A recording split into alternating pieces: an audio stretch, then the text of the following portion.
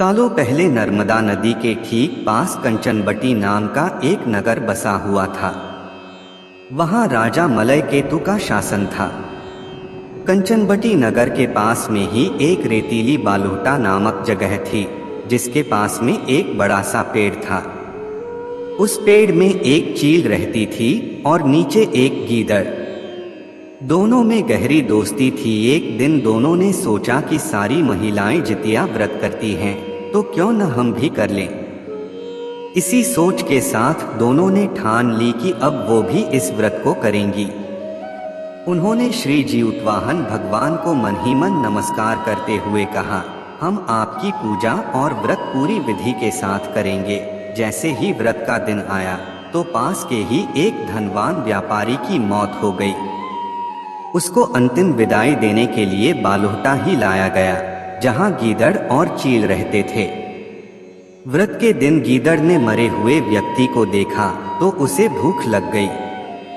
वो खुद को रोक नहीं पाई और मांस खाने की वजह से उसका व्रत उसी वक्त टूट गया। उस व्यापारी के शव को चील ने भी देखा था, लेकिन उसने व्रत के कारण उसे नहीं खाया। उसके बाद चील और गीदड़ दोनों अगले जन्म में कंचनवटी के भास्कर नामक ब्राह्मण के घर में बेटी के रूप में पैदा हुए।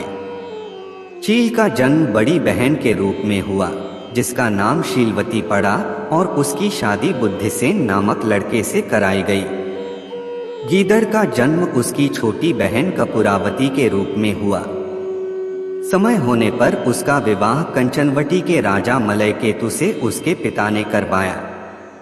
भले ही कपूरावती विवाह के बाद कंचनबटी की रानी बन गई हो, लेकिन उसे बेटा का सुख नहीं मिला।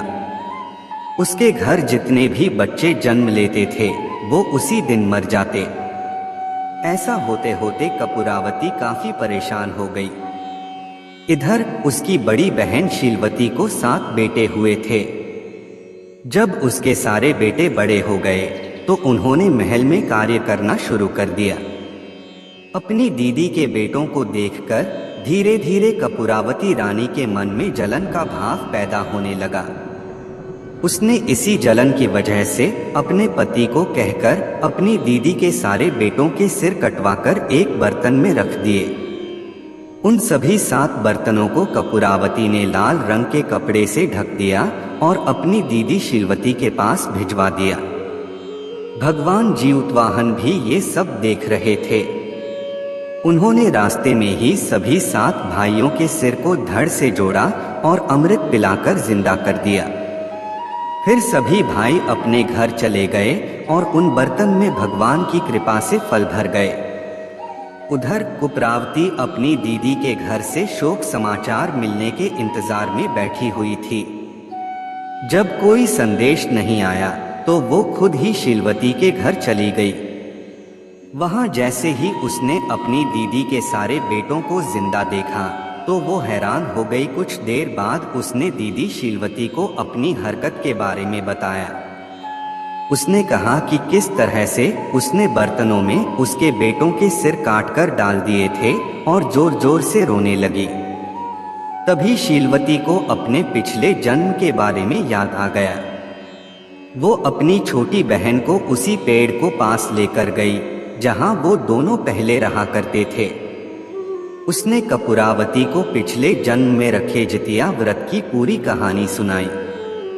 यह सब जानते ही कपूरावती ने उसी वक्त अपना दम तोड़ दिया। राजा को तुरंत शीलवती ने इस बात की जानकारी भिजवाई। अपनी पत्नी के बारे में दुख भरा समाचार मिलते ही राजा वहां पहुंचे और कपूरवती को उसी पेड़ के नीचे अंतिम विदाई दी। अगर अब लोगों को मेरी कहानी जरा सा भी पसंद आई तो मेरी कथा भक्ति की चैनल को सब्सक्राइब कर दीजिए और से नया कहानी सुनने के लिए बेल बटन के दबना न भूलिए।